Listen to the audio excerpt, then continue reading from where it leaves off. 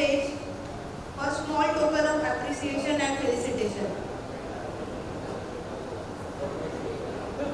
I invite Dr. Charanya sir to felicitate our sponsors.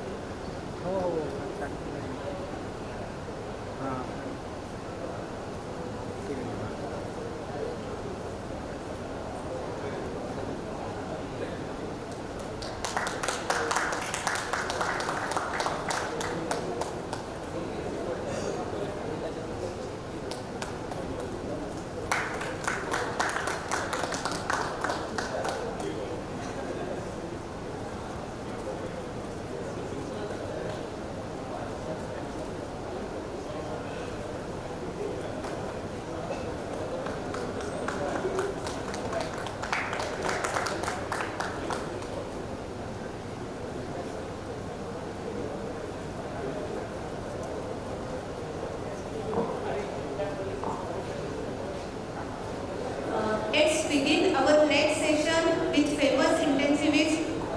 Doctors often joke that ICU means I see you, but do you see me?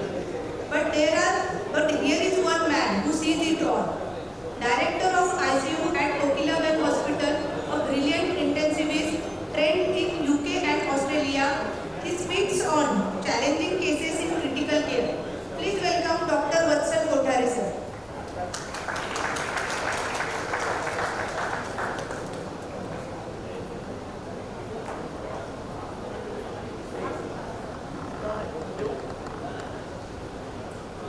Hello friends, thank you for inviting me here. I've come to Virar after many years and I can see it's really progressing so well. Beautiful ambience here, beautiful hall. Nice to meet all of you. So as an intensivist, of course, as Madam rightly said that, I see you, you see me. Some people also call it an intensive scare unit, But the fun of it is that you see cases from different disciplines and you're not just looking at one particular kind of pathology. So these are some interesting cases I came across last year. I thought I can just share my experience with all of you. So, starting with hypoglycemia. Okay, I think it's a common problem that we come across. But this was a little different and I thought let's discuss this particular case. 48-year-old female. She had a respiratory tract infection in the middle of January this year. And she went to a physician who started on antibiotics, alpha-lipoic acid and vitamins.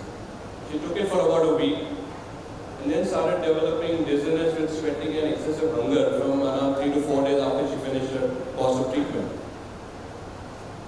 So she went back to the same physician. He did a random blood sugar and it was 66.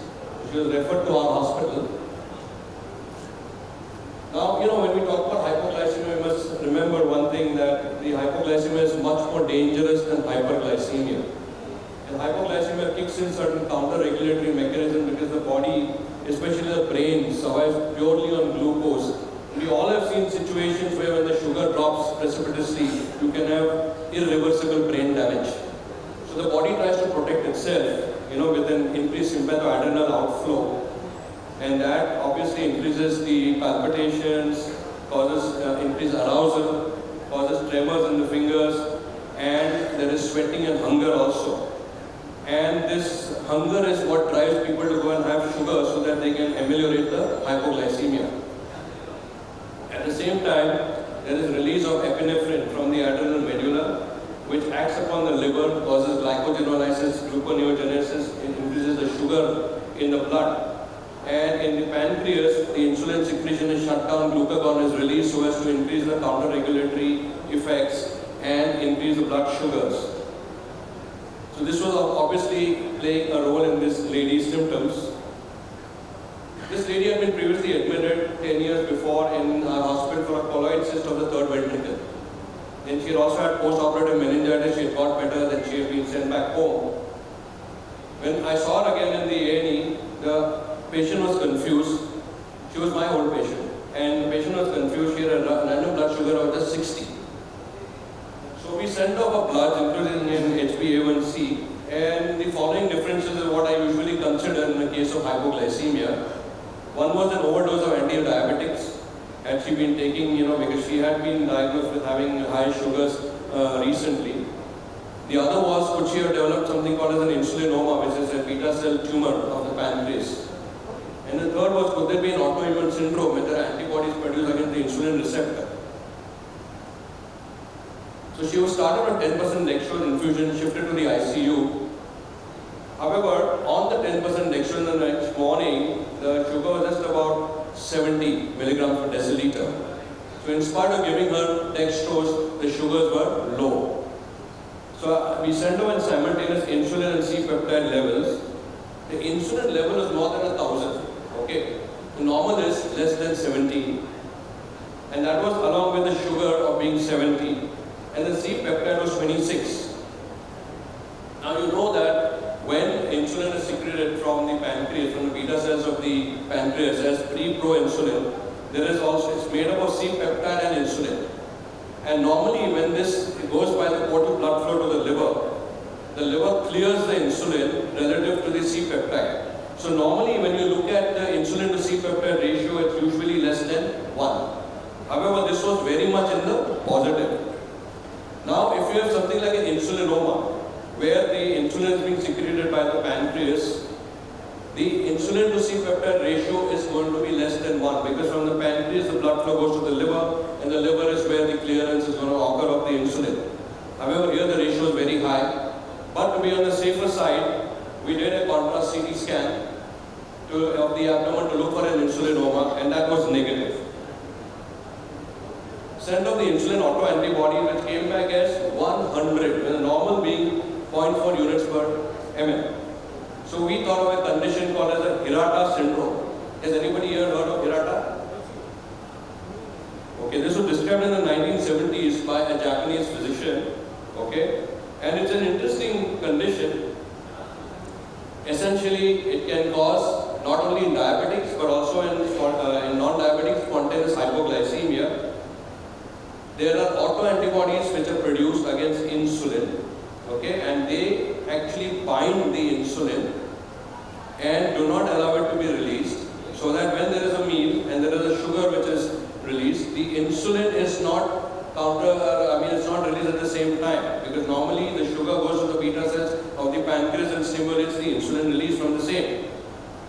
And then as the sugar starts to fall, there is a dissociation of the insulin from these antibodies. And that then acts as the receptors and causes a precipitous fall in the sugars. Okay, so it's an antibody-driven disease. Now here you can see that if there is elevated serum insulin, like there was in our patient, okay, we looked at the insulin to C-peptide molar ratio, which was very much more than 1. Therefore, we did an antibody assay which was positive. And so we came up with the diagnosis of autoimmune insulin syndrome. Whereas on the other side, if you have got the insulin to C-peptide molar ratio less than 1, then you would think about insulinoma or a dumping syndrome or a type B insulin resistance where there are anti-insulin receptor antibodies. What is the pathophysiology of the Hirata? Now there are certain drugs, okay, like alpha-lipoic acid or certain other drugs which have got the sulfhydryl residues. They can cause a immune reaction against these drugs, which then the antibodies cross-react with the insulin. And they bind the insulin, okay, which then causes an insulin antibody complex which circulates, the insulin is not released. And when the sugar starts to fall, the individual starts to eat. And at the same time, the insulin antibodies are then suddenly released and they cause a precipitous fall in the blood sugars. It can also be triggered off by certain viruses like measles, mumps, rubella, hepatitis C virus, which can also produce these cross-reacting antibodies. So what did we do in our patient? The patient was continuing to have hypoglycemia. First of all, we went into the history. We found out that the patient was taking alpha-lipoic acid, which is known to cause a Hirata syndrome. So we stopped that, and mind you, it's a common supplement which is given by physicians to patients who have got diabetes. That was stopped. We started the patient on a drug that inhibits insulin release called as diazoxide. We also started the patient on steroids, and the patient's sugars stabilized. We sent her on a tapering dose of steroids, and over time she settled down, the insulin antibodies vanished, and she's gone back into a combination of 2 tablets of Janomid daily. Now coming to another interesting case, which is, has anybody heard of Minoka? So myocardial infarction with non-obstructing coronary arteries. Okay, this is an interesting syndrome, and this was a 38-year-old male. Okay, he was quite a fitness enthusiast and was in a gym, and then he developed severe chest pain, sweating and palpitation. So he was rushed to our hospital. ECG showed an RBBP with ST elevation. 2D echo showed an LV apical hypokinesia with cardiac enzyme. The enzymes came back with a troponin of 43,000. It was quite impressive. Okay, so this was the RBBP on his ECG. Now, we immediately activated the cath lab. We rushed him to the cath lab. We got an angiography done. And surprisingly, the coronaries were normal. So he came back to the ICU. There was a little bit of LV hypokinesia, as I mentioned. We put him on low molecular weight heparin and also on antiplatelets. So we were wondering what is the mechanism, because we know that sometimes if there is any kind of spasm of the coronary arteries, or there may be a vegetation and an embolus to the coronary arteries or a prothrombotic state, you can develop a coronary occlusion without there being an underlying atherosclerotic vascular disease. So obviously this guy was fitting into that. When I went into the history, I also found that he had a history of joint pains, which had been there for the last 6 months, and he had a morning stiffness. So he visited an orthopedic surgeon, and they had done his RA titers, which were high, anti-CCP antibodies were high, and so he had put him on a combination of hydroxychloroquine, and he had given him a drug called as tofacitinib. Tofacitinib is a JAK2 inhibitor, which inhibits the release of, it interferes with the cytokine production in the body, and thereby can be an immunomodulatory drug in rheumatoid arthritis. So this guy was on tofacitinib 10 milligrams twice a day.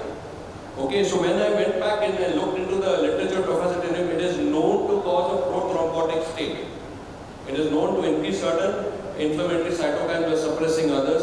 These cytokines are known to interact with the vascular endothelium and produce certain adhesion molecules, activate platelets, and can cause a platelet thrombus to form and cause a prothrombotic state.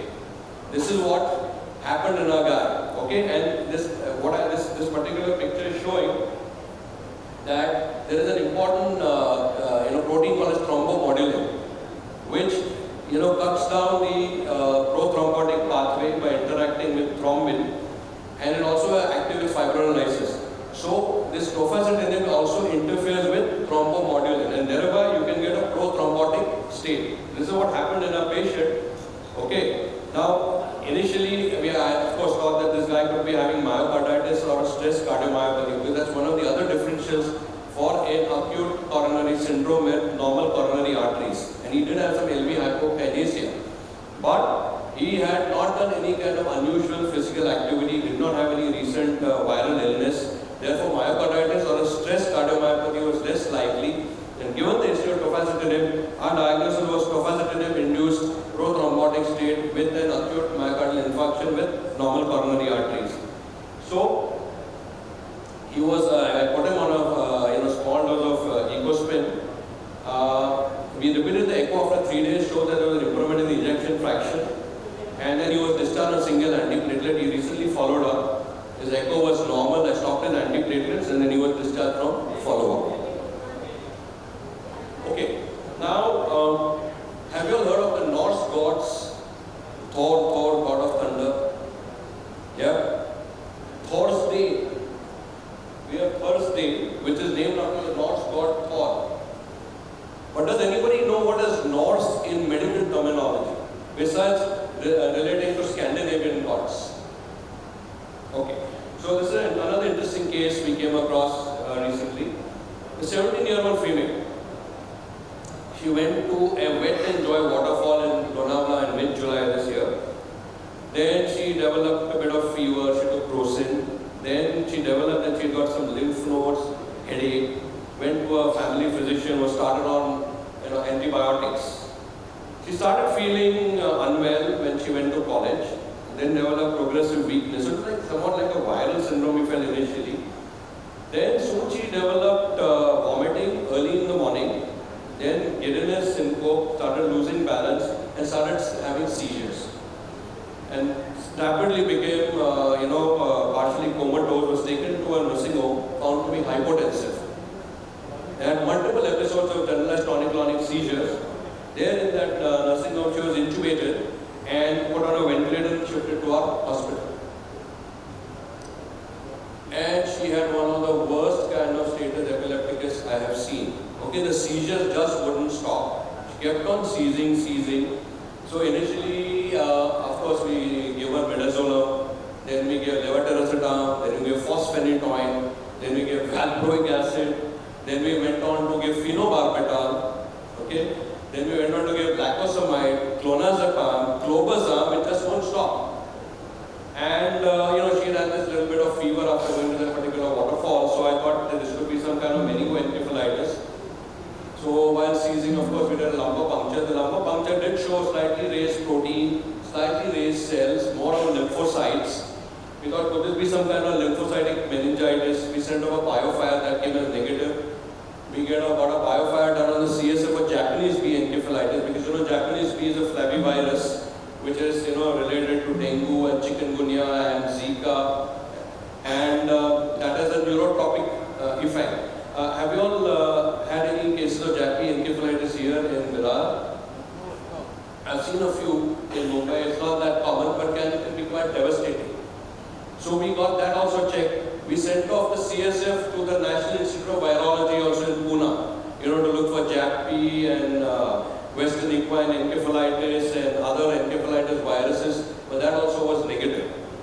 So we felt that possibly this could be either a virus that is not, we really don't know about because she had a febrile illness and she had a little lymph node and all, or this could be some kind of autoimmune syndrome. And since there was an inflammatory response to the CSF, then we thought that we should also now start anti-inflammatories.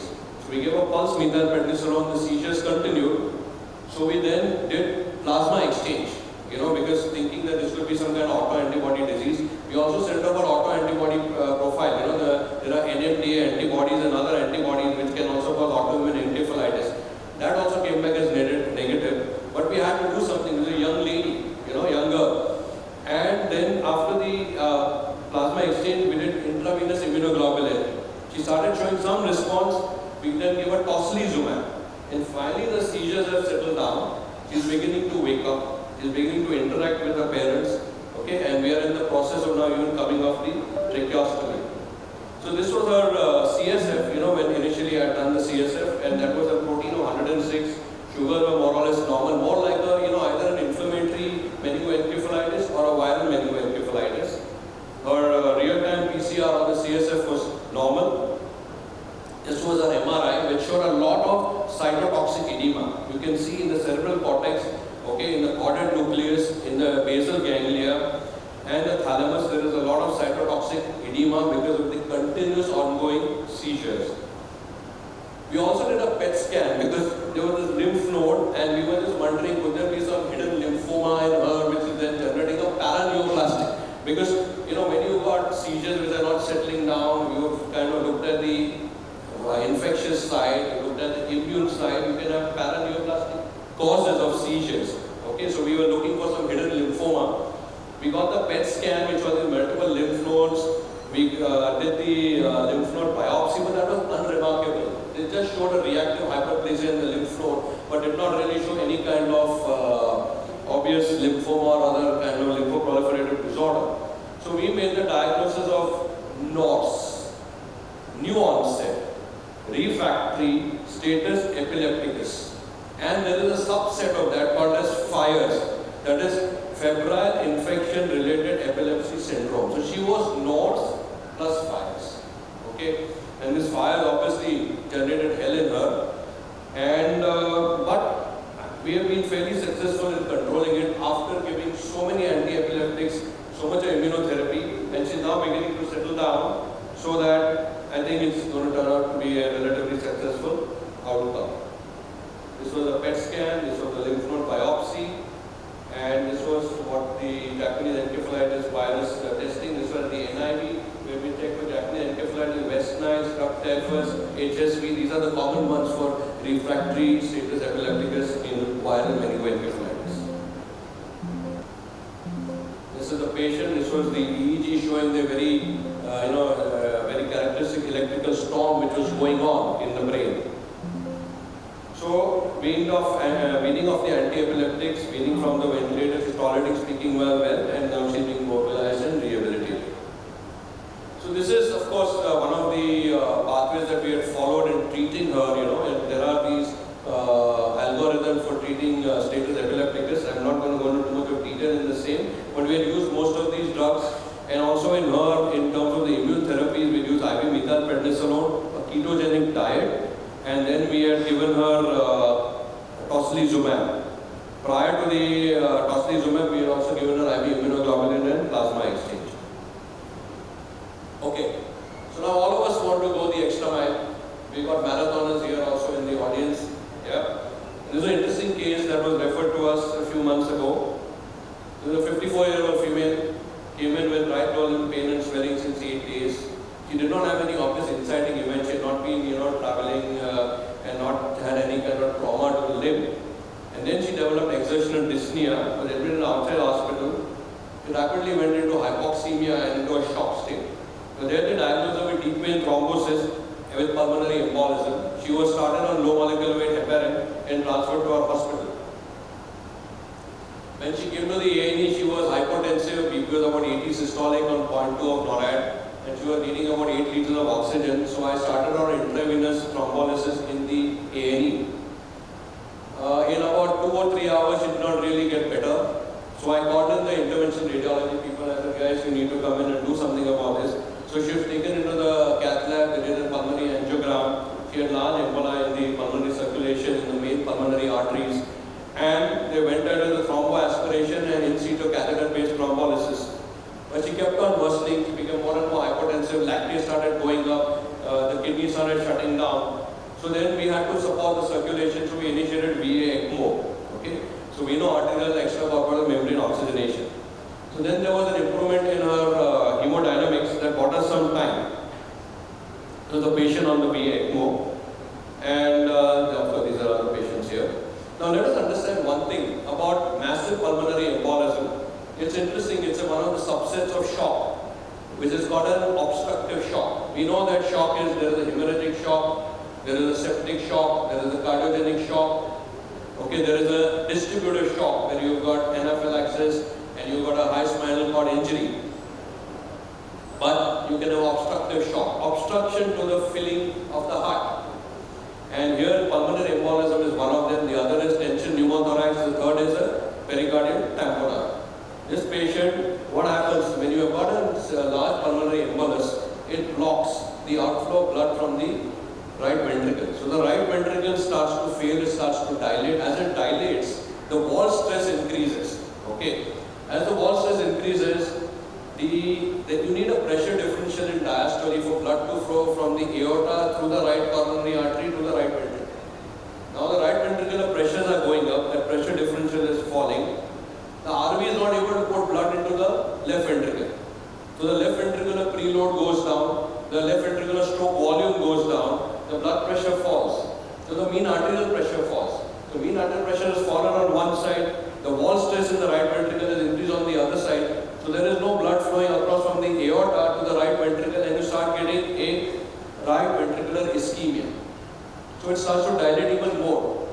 And that pushes the interventricular septum because the right ventricle and left ventricle share a common wall. So that pushes the interventricular septum into the left ventricle and further reduces the left ventricular cavity size, further reduces left ventricular end diastolic volume and preload and cardiac output, and there is a progressive vicious circle which will kill the patient quickly. So you need to open up the arteries. And we failed with the low molecular weight heparin, we failed with the alteplase, we failed with the interventional radiology, doing the thrombosuction and in situ thrombolysis. So what do we do now? Okay, this is the same thing. So we were wondering now, okay, the ECMO was also supporting up to a point which is getting more and more dependent upon the ECMO support. So then we called in our cardiac surgeons, we got one of them here, and cardiac surgeon was very brave, said, look, she's going to die. Let's at least try and open pulmonary embolectomy. So the patient was taken on an ECMO to the OT, put on the heart-lung machine, and this guy pulled out all these clots from the pulmonary arteries. Okay? And patient got better, she came back to us, then she had bleeding, she had to go back for re-exploration, that was done, the bleeding was settled. Okay, there was some blood around the pericardium, that was removed. She came back to us, she got better, there was a pulmonary end arterectomy and embolectomy done. That opened up the pulmonary arteries, opened up a circulation. She was weaned off the ECMO. In about another week, weaned off the ventilator. She went home and she follows up with us. Thank you so much.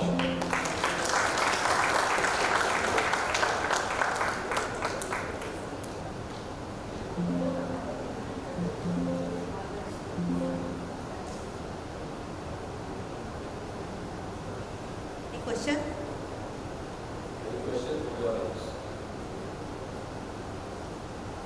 Thank you, sir, for wonderful and insightful talk with very interesting cases. This was a truly learning experience for all of us. Very, very interesting cases, sir. Really. Now I invite Dr. Brinda Iyer, madam, to felicitate, sir.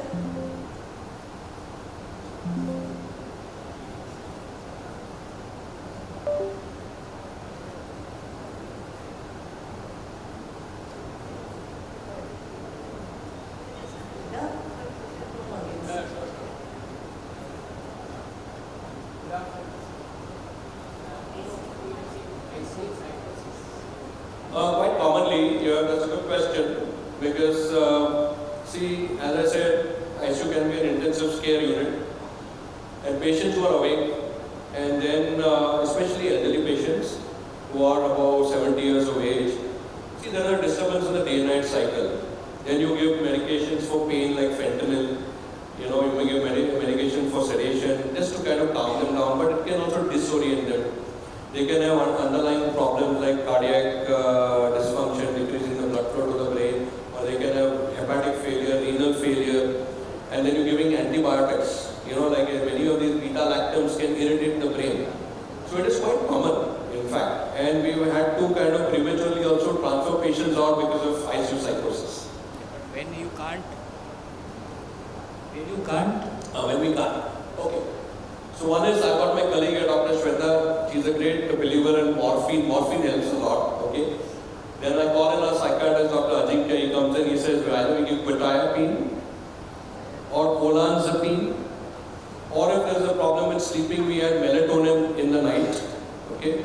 And I think these drugs work pretty well and try to at least calm down. And then, old is gold, so then we also use haloperidol. Haloperidol, one shot somehow seems to just totally reboot the brain. And you find a different person after a few hours, There's a little worry about neuroleptic malignant syndrome. It's not very common with haloperidol, but that is something which is a tried and tested drug to fall back upon.